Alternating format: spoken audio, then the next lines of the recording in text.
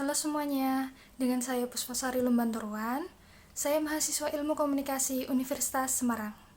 Di sini saya dan kelompok saya ingin membahas tentang mental illness. Berhubung sekarang lagi pandemi, jadi kita tidak bisa berwawancara langsung sama narasumbernya. Di sini narasumbernya bernama Kak Norisa. Dia salah satu psikolog di Semarang loh guys.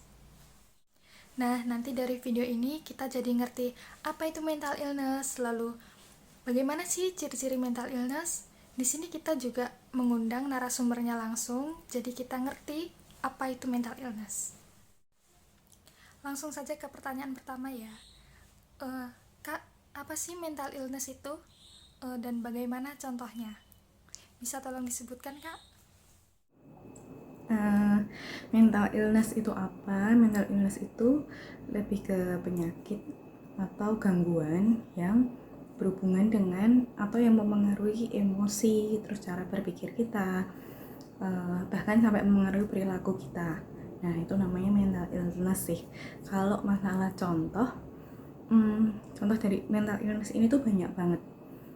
Banyak banget gangguan yang mungkin bisa kita lihat atau beberapa contoh yang umum yang sering kita tahu itu mungkin ada depresi, ada gangguan kecemasan, gangguan mood, bahkan gangguan makan itu nanti masuk dalam mental illness, atau gangguan pasca trauma atau yang sering kadang kita dengar kayak PTSD. Itu biasanya tentang orang-orang yang mengalami gangguan pasca trauma kayak gitu. Nah, untuk masalah contoh memang banyak banget, nanti mungkin bisa lihat kan, karena cukup banyak gangguan kayak gitu, biasanya bisa berhubungan satu sama yang lain atau mungkin memang berdiri sendiri. Cukup menarik empati juga ya. Lalu nih Kak, ada pertanyaan kedua. Hal apa saja sih yang membuat mental kita rusak? Tolong diberitahu Kak, biar teman-teman juga tahu. Membuat mental kita rusak itu sebenarnya banyak sih. Ini ada pengaruh bagaimana gangguan mental ini bisa terjadi pada seseorang. Yang pertama memang ada faktor genetika. Jadi kita lihat memang ada nggak sih secara genetik itu yang mengalami gangguan yang sama misalnya gitu. Atau yang kedua itu faktor dari lingkungan, karena lingkungan pun juga dapat mempengaruhi bagaimana seseorang itu bisa memiliki gangguan mental. Nah, faktor lingkungan ini mungkin bisa dari luar atau bahkan dari dirinya sendiri. Mungkin kalau dari luar mungkin adanya rasa stres, bagaimana kita mengelola rasa stres itu, atau dari pola hidup ini juga bisa mempengaruhi, misal kayak dari pola makan, pola tidur, terus pola hidup kayak pola hidup sehatnya itu kayak gimana, jalan atau enggak, berjalan baik atau enggak kayak gitu kan. Karena dengan pola hidup itu kan kita juga bisa tahu bagaimana kondisi seseorang dalam mengelola setiap stres yang dirasakan orang tersebut. Lalu ada pertanyaan yang ketiga nih Kak. Bagaimana seseorang bisa tahu bahwa mereka mengidap mental illness? Bisa tolong dijelaskan Kak? Mana seseorang tahu dia menderita mental illness atau enggak? Ini macam-macam sih, cuma memang banyak hal juga. Kadang ada yang kita bisa lihat kan, mungkin punya rasa cemas yang kayaknya mulai berlebihan daripada biasanya. Itu kita udah bisa warning kayak itu kan, oh ini aku kenapa nih kayak gitu kan. Atau mungkin ada juga yang sudah mulai merasa kayak nggak fokus dari dalam setiap mengerjakan sesuatu, mulai nggak fokus, mulai kayak dikit-dikit mungkin ngelamun, dikit-dikit mulai mungkin overthinking yang terlalu berlebihan. Itu juga mungkin bisa menjadi salah satu kayak wah ada sesuatu nih yang beda dari aku. Terus habis itu mungkin kalau yang udah agak berat mungkin merasa kayak halusinasi. Jadi kayak halusinasi baik mungkin secara kita lihat gitu kan sesuatu yang halusinasi, atau kita mendengar suara-suara yang mungkin menyuruh kita, atau kayak apa ada yang membisikkan sesuatu sama kita gitu kan. Terus habis itu ada juga untuk kasus yang cukup berat mungkin rasa ingin bunuh diri, itu juga bisa kayak warning gitu kan, ada sesuatu yang berbeda dalam kehidupan kita. Cuma memang hal-hal kayak gini itu nggak bisa kayak langsung jadi patokan, oh aku ini mental illness gitu kan, aku ini mengalami gangguan mental kayak gitu, nggak bisa langsung kayak gitu juga. Jadi untuk masalah ini kita bisa menentukannya itu kita benar-benar kena gangguan mental atau mental illness ini, kita memang harus perlu untuk istilahnya kita kayak konseling, Kak. Kita harus konsul dulu sama orang-orang yang memang ahli di bidangnya gitu kan. Mungkin kita bisa ke psikolog atau kita bisa ke psikiater. Jadi penanganannya lebih baik. Jangan sampai kita nanti istilahnya kayak memberikan label pada diri sendiri, oh ini aku mental illness jadi aku harus gimana, harus kayak gini. Jangan sampai hal seperti itu terjadi. Wah, udah di pertanyaan yang terakhir aja nih. Yang terakhir nih ya Kak, tips supaya seseorang yang mengidap mental illness bisa bangkit kembali dan mereka percaya bahwa mental illness bukan sesuatu hal penyakit yang memalukan.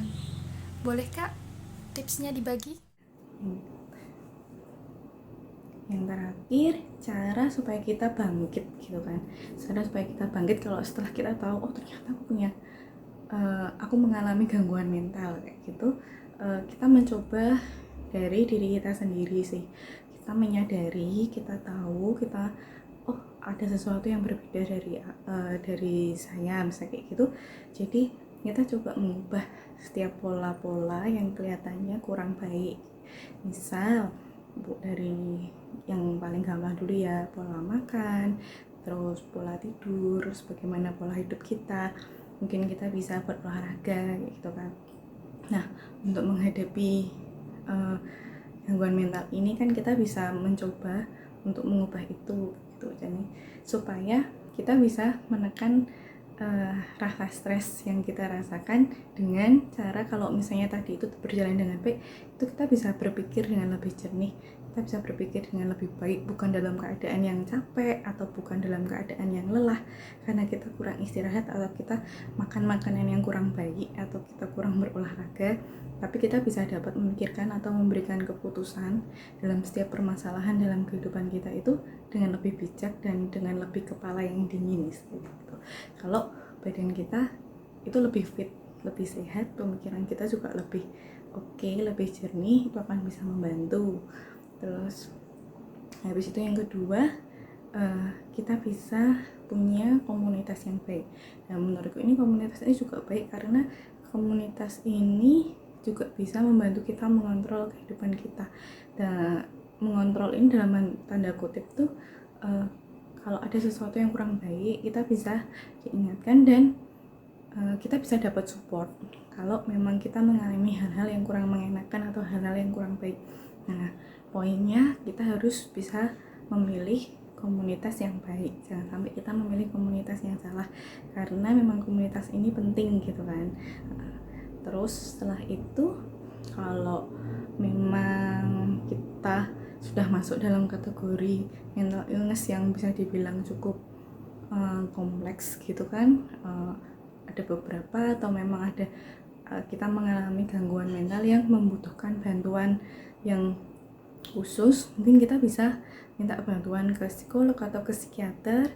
Mungkin kita bisa dibantu bagaimana kita mendapatkan treatment yang sesuai. Jadi jangan sampai kita kayak asal-asalan aja kayak gitu kan, tapi kita juga bisa mendapatkan treatment yang pas, sesuai, atau kemungkinan kita membutuhkan bantuan obat. Jadi juga jangan asal-asalan sampai kita beli obat yang sembarangan, tapi kita bisa konsultasi dengan lebih baik. Dan yang pasti itu butuh dorongan dari semuanya itu butuh dorongan dari diri kita sendiri gitu kan, untuk kita mau bangkit. Jadi nggak yang terlalu berlarut-larut atau menjadikan mental illness ini menjadi alasan untuk kita mencari perhatian. Jadi ya nanti endingnya kita nggak bisa membaik atau kita nggak bisa sembuh gitu. Tapi kita harus semangat kalau kita itu bisa mengatasi ini, kita bisa melewati ini gitu sih, itu aja. Nah, jadi seperti itu teman-teman, seputar tentang mental illness. Jadi kita tahu apa itu mental illness, kemudian kita tahu ciri-cirinya, lalu kita tahu tipsnya agar kita tidak malu dan kita bangkit kembali.